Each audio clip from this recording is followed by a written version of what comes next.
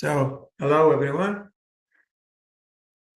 Fifth meeting of the affect therapy seminar, the multiplicity of the psyche. The track was by a musician called Wadada Leo Smith. It was an interpretation of Thelonious Monk. And Leo Smith says, in relation to the music of Thelonious Monk, it's an illustration of silence, not as a moment of absence, but as a vital field. And because one of the inspirations today is Nietzsche, Nietzsche was loved music. He was an improviser. He was playing the piano. He composed some really nice pieces. But within this vast field of a vital field that sometimes music provides, indicating silence, our self, the Cartesian self, and even our individual body begin to lose their edges. They are sometimes consumed, if we're lucky, and they register perhaps a different order of belonging and a different order of experiencing. So could this space that sometimes music creates, and I know some of you are musicians, Georgia is here with us today, could music be an inspiration? Some people said in Nietzsche there is no ontologist as such, because he pokes fun at the idea of being. If there is an ontology, it would be a musical ontology, a very fluid ontology, which is an ontology of becoming. So for Nietzsche, what we call being ordinarily has second place. The first place is place of becoming. Just a little to set the tone, I guess. And the other inspiration, but more in terms of a critique, is Melanie Klein.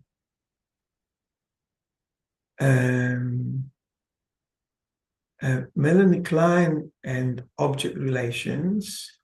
John Bowlby was wedded to the ideas of object relation, and out of object relation came, out of object relation and Darwinism came attachment theory, which is a very strong ideology. I don't know in other countries, particularly in the UK. Every single approach, humanistic, existential, psychoanalytic, buys into attachment theory, and it has sanitized the psychical landscape completely. That's my sense of this. And I think now some critique is starting towards attachment theory. And that's a good thing, because nothing should be accepted as a dogma, including my musings and waffling today. So I'm starting from very far away. So music as an inspiration, and Nietzsche, what Nietzsche brings to philosophy and what Nietzsche brings to psychology. He called himself the first psychologist, with his usual modesty, the first and best psychologist. Let me stay a little longer with Melanie Klein. Why am I interested in Melanie Klein for this conversation? And incidentally, when I was researching it today, there's some very funny bits in Anti-Oedipus in Deleuze and Guattari. They make fun of the Melanie Klein analysis of children. And I quote, "Say it's Oedipus or I'll slap you. Say it's Oedipus or I'll slap you on the head." Okay. and perhaps simplify some of this concept. But in Melanie Klein, we find the notion of the infant, the child, coming to life with an entirely ready-made psychical apparatus. And Laplanche comments on this. It's almost like the extreme of idealist philosophy. It's almost as if people out there, others, are not real. They are projections. I'm exaggerating a little bit for the sake of the argument. But the real genius finding of Melanie Klein was the notion of internalized objects, the idea that infants develop mental representations of meaningful, important figures, primary caregivers, mothers, and fathers, and so forth. And then they internalize it, become something within themselves. They become good and bad objects, the famous good and bad breast, and they are split.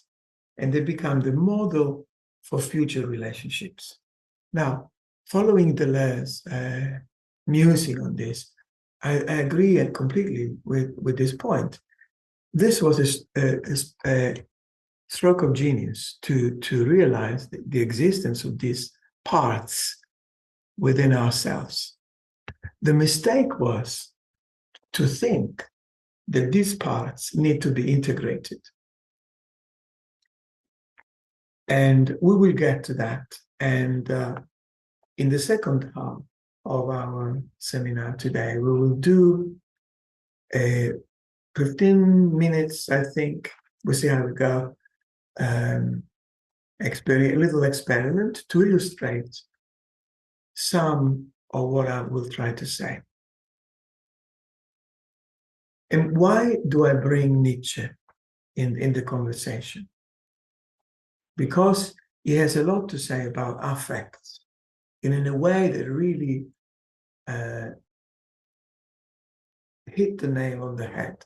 But let me start with a person that he greatly admired, a Jesuit scholar, a scientist, a religious person called Boscovich, who wrote a book called The Theory of Natural Philosophy.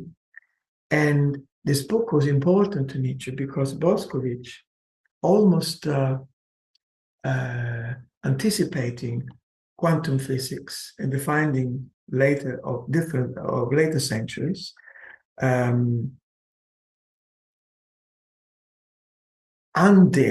put apart the notion of substance and the notion of the atom. There is no such thing, Boscovich says, as the atom. The atom, now we take this for granted, right? The atom, the atom is not the final point. It's not the final point of matter and substance. So Nietzsche really admired that, and he researched and studied. And then he says, it's good that Boscovich critique this notion of the atom and the substantiality of the atom. The atom is also divided in many, many other parts. And then he says, I quote, one must also finish off that other and more faithful atomism which Christianity has taught best and longest, the soul atomism. What is the soul atomism? It's the notion that we are an indissoluble soul, a substantial unit as the soul. This idea, which was also promoted by Descartes, is still very strong, and it still influences psychology, even psychoanalysis, psychotherapy, and the various approaches. So Nietzsche's approach is completely different. He says we are not one. We are what he calls an irreducible multiplicity. A passage in Marcel Proust's recherche top du etc. was time. The narrator is in love with Albertine and says, alas, Albertine was several people in one. We are an irreducible multiplicity, crystallized into what looks like a unity, not by something natural, pre-given, but simply by a particular disposition that organizes and selects various micro dispositions of different natures. And Nietzsche is very painstaking in this. He has a whole list of all these various micro dispositions. You could say, it wouldn't be right to say within us, but that moves through us, affects and moves through us. So he lists drives, desires, instincts, powers, forces, impulses, passions, feelings, affects, and pathos. All of these are becomings. They are moving, they are actions. They are primary in relation to the doer. This is crucial if we want to understand affect therapy. The doer, me, surveying all this, is a kind of ghost with no substance. These forces come first. And this is a notion that has political implications in many ways, in terms of identity, in terms of how we think of ourselves in the world. If we were to give primacy to any of those instincts, drives, passions, pathos, impulses, desire, and so forth, we would give, Nietzsche says, would give primacy to affects. But that doesn't mean that affects are the ground. Again, there is no ground. There is no ground. There is simply the melody, like Henri Bergson's song. Remember, we talked about it last week. The melody of life running through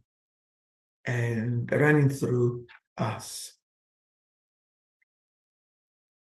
And also, the question is, okay, but then what and who within all this rainbow of forces and instincts, who evaluates and decides this is the more important than the other? It's simply another affect. And I'm using now the word affect in general. Let's call instinct, desire, passions, let's call them affects for the sake of simplicity. So one affect takes over. At a particular time in our life, one affect takes over. Certainly, the way our psyche was organized when we were in our 20s is different than how it is now. Then we call that particular affect that is predominant, we call it me. Me, I'm calling the shots. It's me, but really it's simply one of the affects that at a particular time takes over.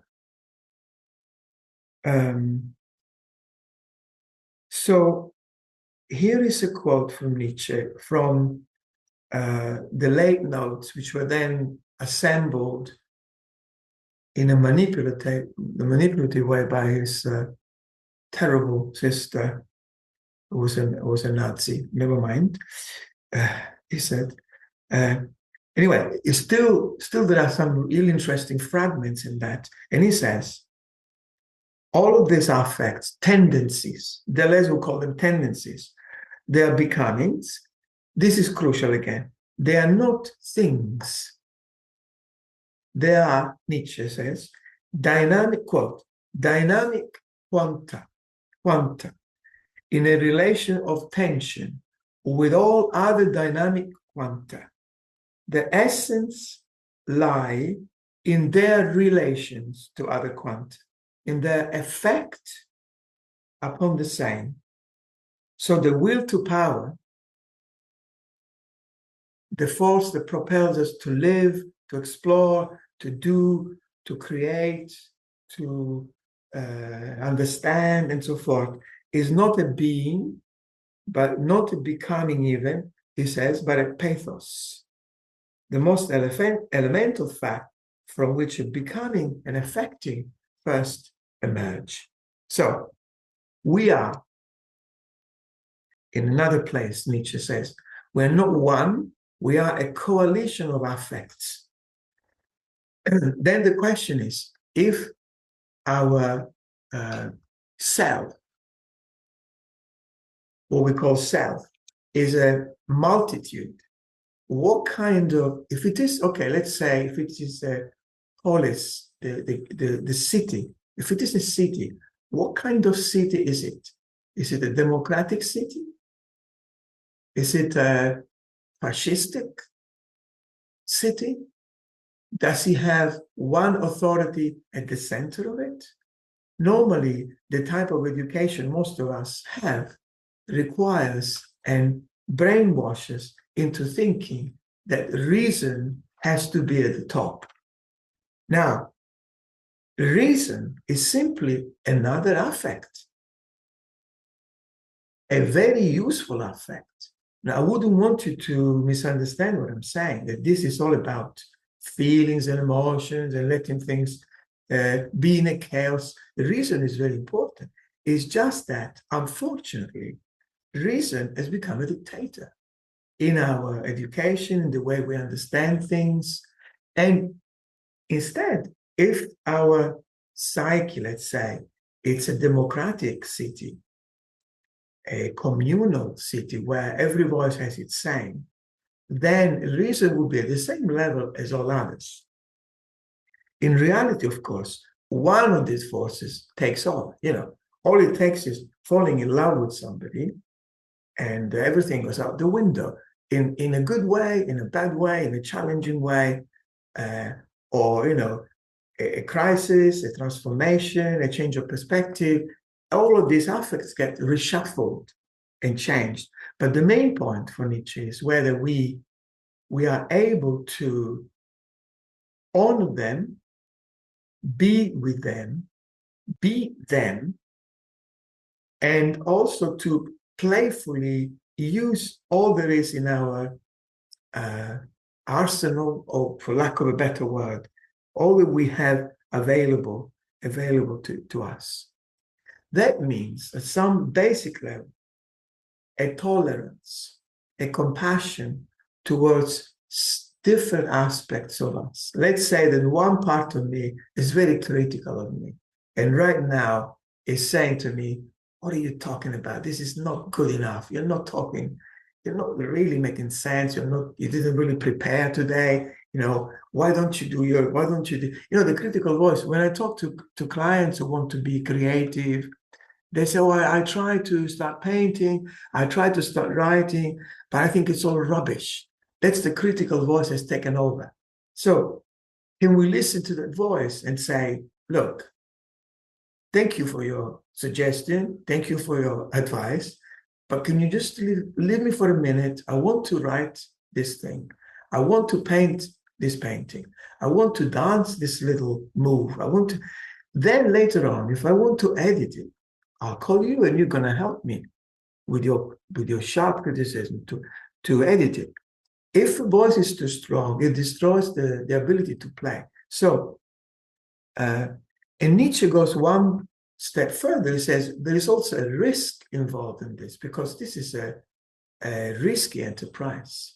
Living dangerously, as he famously said, implies to be able to familiarize, be compassionate with some of these voices, some of these affects, the moves in and out of our sphere are pretty scary.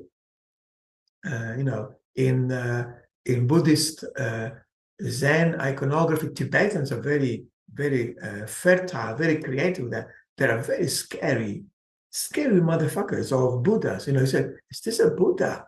He looks like scary. He's going to eat me alive." So we are made. We are a coalition of affects. Here is Spinoza. The human body is composed of a great many individuals of different natures, each of which is in turn highly composite. We are multitudes. I don't really like Whitman. I love Whitman, but this is not about we contain multitudes. It's more like we are multitudes. There is no I to contain anything in the first place.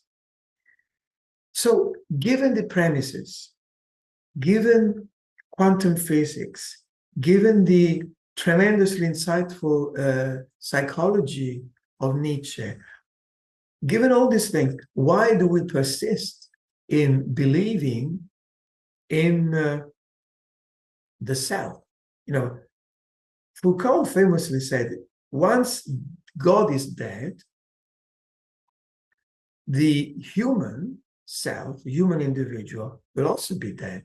That doesn't mean we'll be distracted, will be annihilated. It simply means there will be more space for experience. There will be more space for living life more fully and not according to a narrow-minded, parochial notion of who I am. You can imagine how this has a political implication. The more nationalistic, the more fascistic the individual, the more idiotic. And at the moment, most of our world leaders are a bunch of idiots, very dangerous idiots. The more we are unable to tolerate, more than tolerate, love, understand, be compassionate to various facets of us, the more we are able to understand otherness outside and not blame the migrants, the Arabs, the blacks, trans people, women, gay people, you name it, all those projections that we have. But why is it? It is difficult though. It's not enough that I read a few books and talk to you, and we talk together and we explore. It's not enough. Once we're done, I'm going back to the sense of the self. So Nietzsche says there are three reasons why the self is so sticky. The notion of me is so sticky. First of all, consciousness and language originate, and language originates in our need for communication. And our need to communication reinforces the notion of me versus you, me in relation to you. Two, and these are hypotheses. We can discuss them, we can add more. Two, a philosophical prejudice.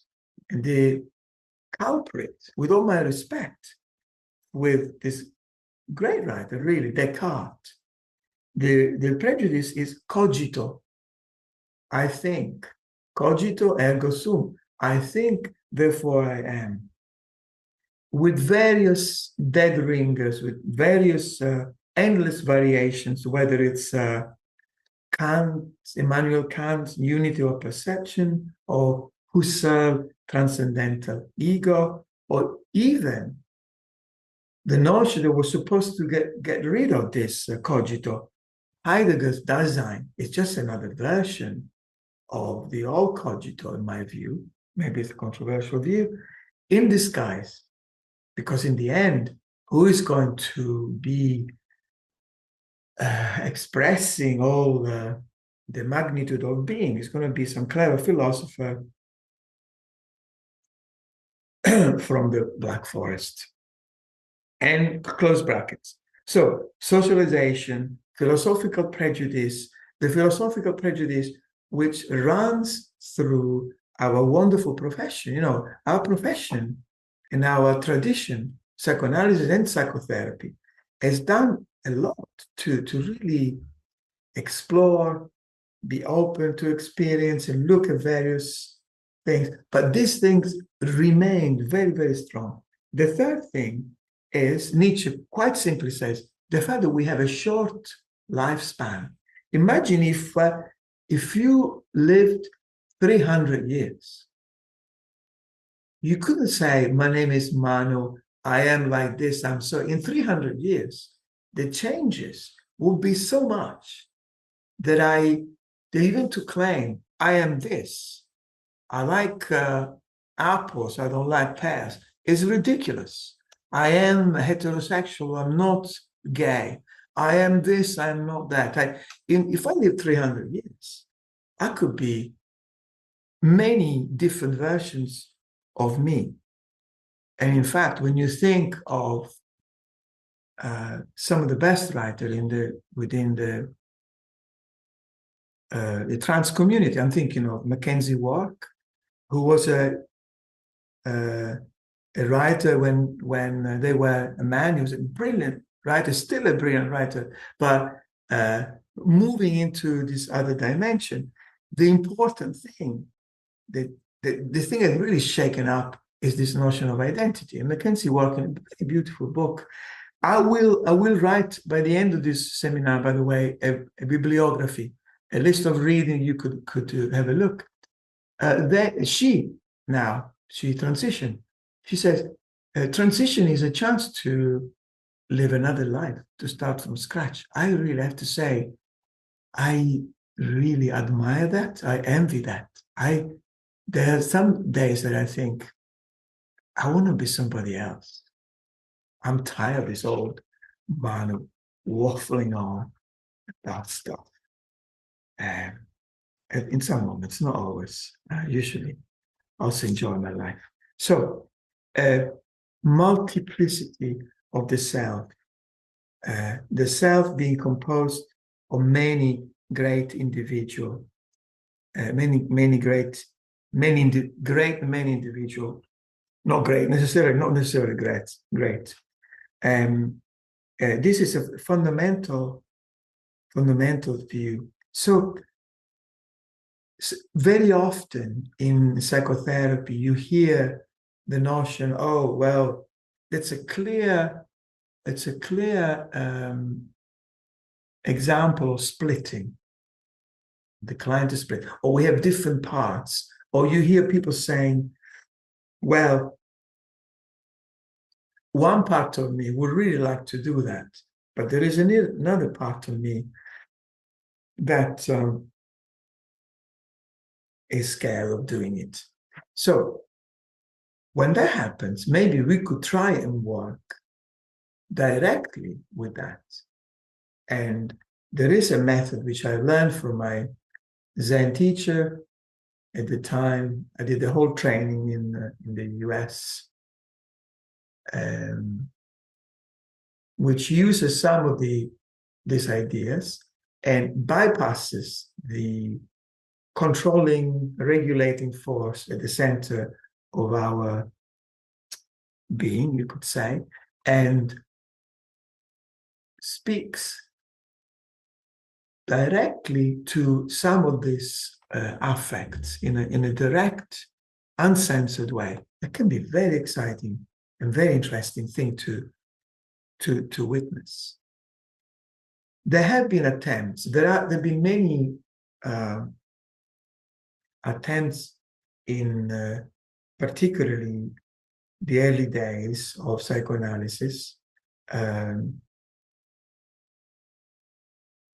Jung had this idea what he called personifying.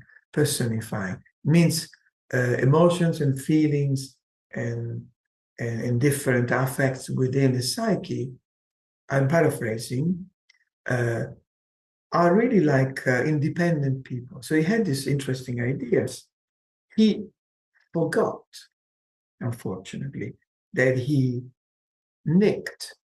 stole the idea from Nietzsche. There is a condition called a cryptomnesia, You steal something and then you forget you stole it. You think it's yours. I might do it sometime. T.S. Eliot was fond of saying, a good poet steals, a bad poet imitates. But he took this idea, which was a very interesting idea. But there's a fundamental difference. In Nietzsche, there is no notion of archetypes. There is no notion of an overarching, how can I say, symbol, Platonic idea under which we can file certain experiences or even certain parts of ourselves. When Nietzsche speaks of forces, and he famously does as a young man, his first remarkable book, The Birth of Tragedy, where he introduces the notion of the Dionysian and the Apollonian. I don't know how familiar you are with this notion, but very briefly and rather simplistically, but not too simplistically, I hope. He sees these as natural forces. So, simplistically put, yes, the Dionysian is a force that has the power to dismember, take apart the unity of the self, whether through ecstasy, which is usually what is remembered for, but it's also forgotten that Dionysus is also violent, sort of violent force. It's a difficult force to tame. And then the Apollonian, you could say, is the desire to make form, to create out of the non-linearity of becoming, you could say. But we should remember that the Apollonian is not a picnic. Dionysus is no picnic. It looks great, Dionysus. But if you don't pay respect to Dionysus, the price is madness. And the ancient Greeks knew that very, very well. And the same with Apollo. Apollo is another. Anyway, I'll stop there because the only reason why I mentioned this is because Nietzsche speaks of these forces as natural forces, not archetypal forces. These are forces that are within the world of phenomena, within the world of becoming. They're not gods in the sense of living separate from phenomena. They are, you could say they are gods. I have no problem with that. But they are, key notion here, immanent, not imminent like any minute, immanent, inside. They are inside the world. There is no presiding force outside. So they are natural forces. So Jung picked up the idea and it became personification, then it became linked to archetypes, and it's sort of, and before you know it, it was out with the fairies, with all the transpersonal people. Sometimes I meet people who say, oh, I would like to be supervised with you because I am studying in a transpersonal school, and you are a Zen priest, so you are a transpersonal person. I said, I have no idea what you mean by transpersonal. I have no idea what transpersonal means. I am wedded, committed, interested in this world. I have no interest in the transpersonal. Anyway, so Jung was an attempt, interesting, useful to some degree, but in my view, misguided. The person-centered approach even tried this thing, and he came up with an idea of configurations of self. Now, it's a good idea, except that it should be configurations, no self. Configuration. The self is another configuration. That's the whole point. Those who are familiar with this notion, we could discuss it later on. So, and then, we have different practitioners. Andrew Samuels made quite a good research about this. We are different parts and the political. But the understanding is always this. And this is the main point why I am going round and round on this. There is an expectation, almost an injunction, an order that we have to integrate these forces. Even my own Zen teacher, whom I'm very grateful to, and it's at the end, after looking at all these aspects, and sometimes these aspects can simply be powerful emotions like anger. The anger that traverses me in some moments, the strong desire, the deep sadness, and so forth. The idea is that they have to be integrated. And that's the mistake. That's the mistake. The notion is not, so integration, symbolization, as we discussed yesterday, and Danny was there, Stella was there, I don't know if Stella is here today.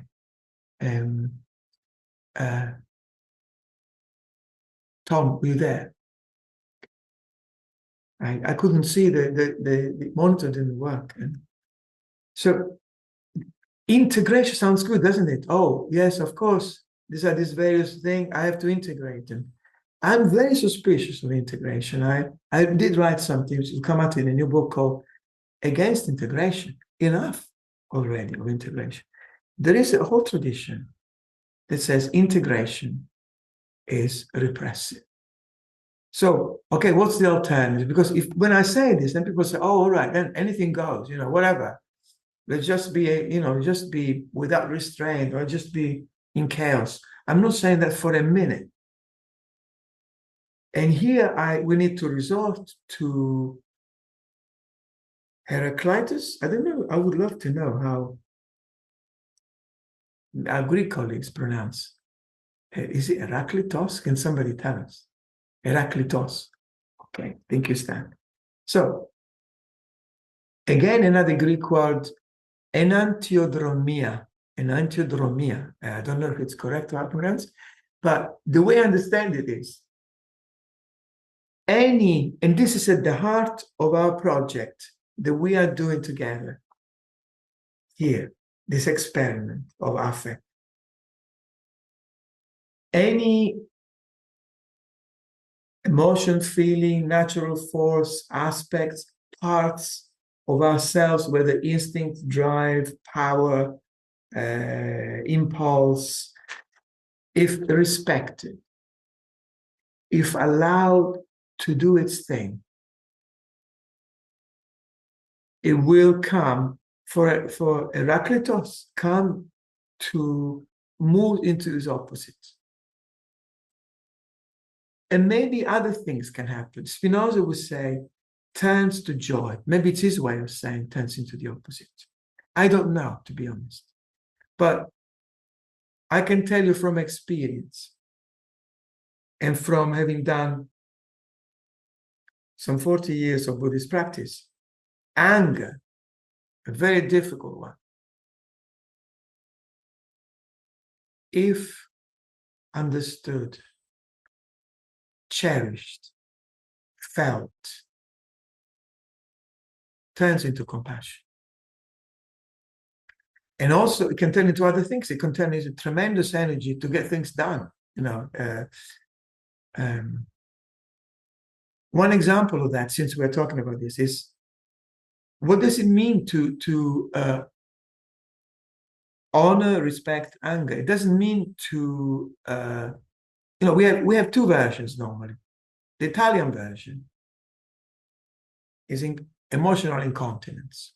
I grew up in an environment where I thought as a child, it's normal that every meal there is an argument, everybody slams doors, everybody shouts, everybody throws things around the table. This is what it's like. And people say, you're so spontaneous. Italians are so spontaneous. Oh, so nice. It's a nightmare. It's a inability to understand. So if there is an itch, an emotion, a feeling is like you could say it's like an itch. Bear with me for a moment, just this image. I have to scratch it. I have to, we say, to express it. That's not to really experience it. The other is the English way. We are polite, we are nice, everything is under the carpet. How are you? I'm fine, so good. I hate your guts, but I am really fine. Everything is fine. So what's the alternative? What's the Nietzschean alternative? And what is the Zen alternative, which is pretty much the same? You sit on a cushion, for example, you feel the anger, you burn with it, you feel it completely, completely. You can imagine killing the man who left with your wife. You can imagine also, you can, but the most important thing is to feel it, feel it, feel it. Be burned by it. That's the first step, to really not acting out like an idiot. Say, come outside, be a man, come outside. Or to simply swallow in like another version of an idiot. It's to really feel it, staying with it. And by all means, express. I mean, maybe expressing could be a creative way of expressing. So anyway, this whole panegyric to say there are ways to work with some of those voices, aspects, affects that Nietzsche called magnificent monsters. There is a way to work with it. Perhaps I wouldn't advise you to meditate when you feel really completely mad with a strong emotion. It's not so good. Maybe it's good to go for a jog first, for a run, or for a strong, big walk, or talk to a friend, move it in a different way. Anyway, I'm not, here I am suggesting recipes. So configuration of selves was a good idea, but you see, configuration of self is almost like I am running the show. I am the person, and I am the psychic apparatus is the environment where all of these aspects are moving. That's the wrong idea. The wrong idea is that those aspects, those various affects, is all there is. And their change in configuration create who I am. And if I can be perceptive, if I can be alive to it, then I would notice that this is constantly changing. But I don't like it. And I guess you don't, I imagine you don't like it either. We don't like change. I like to say, no, I am so and so, I am this. That's not me. That wasn't me last night. I was a bit out of it. I had a glass of wine too many. It wasn't me. So we cling to this idea. So configurations of self, the self is still very strong and it runs the show. And what I'm suggesting is that nobody runs the show. Nobody runs the show.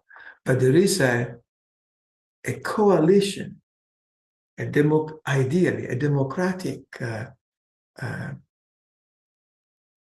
dare I say, socialist way to organize these forces. Who does the organizing? Whatever affect is predominant. Whatever affect is predominant. Knock, knock. There's no one there. There's no one there. Nietzsche has many, many beautiful ways of saying this. The one way he says is that there is no doer behind the deed. On one particular level, it means If I'm talking right now and I'm thinking, how am I doing? How is my talk? How is this? If I'm playing guitar and say, how is my guitar playing right now? It's me playing the guitar. If instead there is only the flow of playing, dance actually works better. I'm dancing. There is only dance. This guy self-consciously dancing, there's no space for it. There's no need. You can buy, you can go, you can go. It's just movement. It's just movement. And don't you enjoy it when we're totally absorbed into something and we forget ourselves? It doesn't matter what it is. We are with a client, totally absorbed and listen. It happens sometimes. It's rare. Or we listen to a piece of music and say, wow. Or we look at a tree. We really look at a tree and there is no separation there. There's no, I am redundant. I am not necessary. I am not really needed. It's a very difficult thing to swallow because it's a kind of dying. In the old Japanese masters used to say, when you meditate, die on the cushion. Instead, what I do is, how am I doing? Am I being silent enough? Am I thinking too much? Shall I check in the mirror if I look more meditative? Let me see how I look. Do I look more? Whatever. So you see what I'm trying to say. So multiplicity, coalition of affects is another way to reiterate, underline what we have been saying so far in different ways. When we looked at dreams, we discussed the fact of how dreams, however strange, however terrifying or beautiful, that we need to respect the material and stay close through associative work, not to rush for the symbolizing and so forth. We've seen this with other things in the early days. The infant receives an enigmatic message. So all of these things they have something in common. They question the solidity of the self.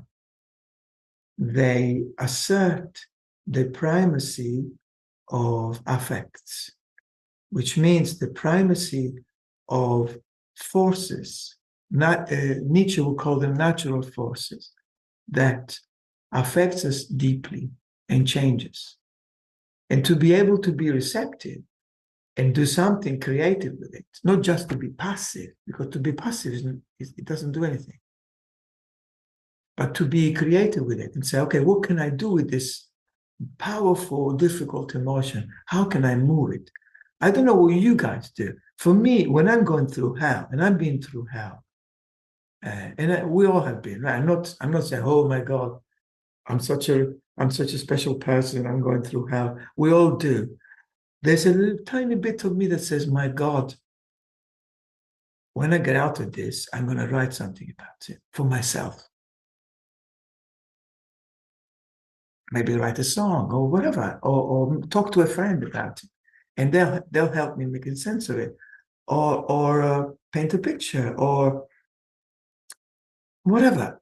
I'll do something with it. So the active, or I don't know, or I will, as a therapist, work with people who are going to the same hell I've been through. I've been a dopehead for a long time, and I gave up exactly 22 years and 1 week today. So when people come to me and say, "Oh my God, oh God," I know what they're talking about, so to be affected by these difficult things, and then to decide to do something creative with it. And there's so many wonderful inspirations here. Spinoza.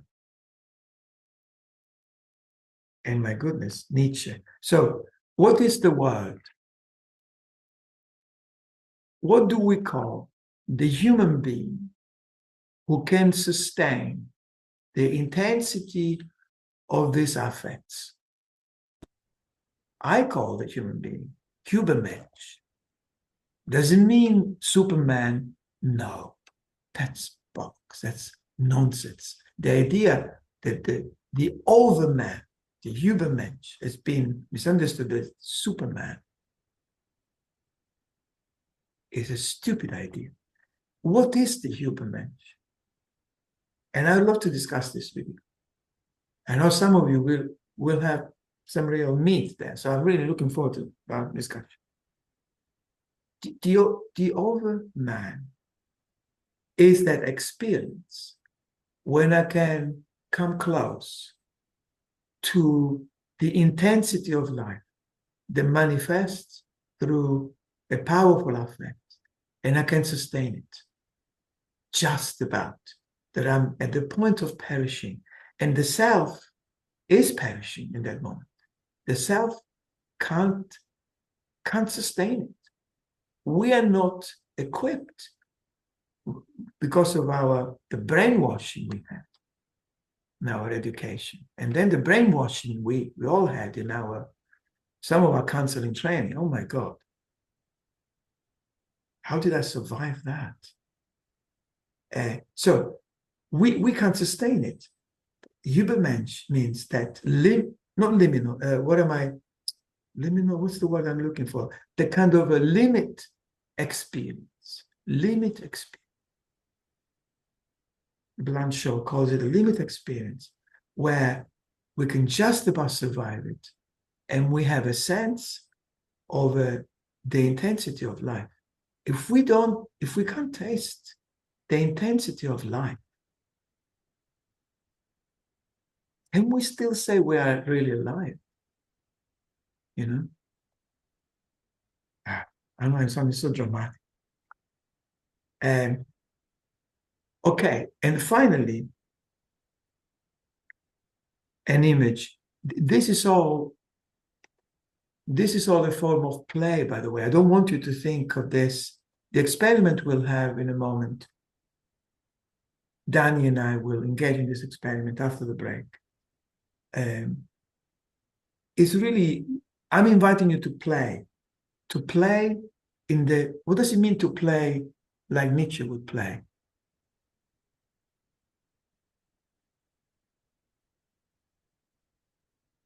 To play as a good player. Who is a good player for Nietzsche? A good player is a player who doesn't care about winning, who doesn't calculate, doesn't do the account, who doesn't find a clever formula so that they can win poker or chess. A bad player is a scheming player, one who works out the odds and is focused only on one thing, being successful, being saved. And Nietzsche invites us to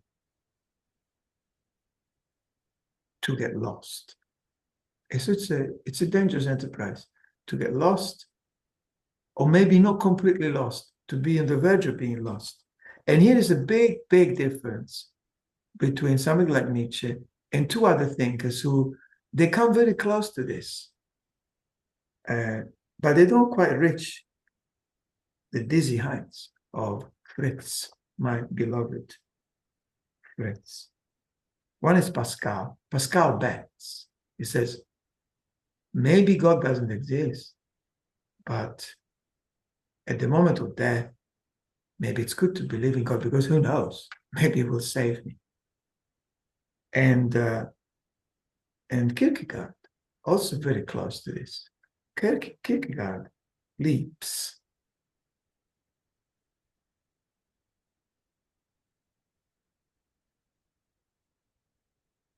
Nietzsche neither bets nor leaps. He simply dances. Deleuze says, it is the bad player who bets. And it is the buffoon who leaps, who thinks that leaping means dancing, or reclining, going beyond. Going beyond is like you don't even care of going beyond. You've forgotten that. And that's Nietzsche, the inspiration behind this talk today. Thank you very much for listening.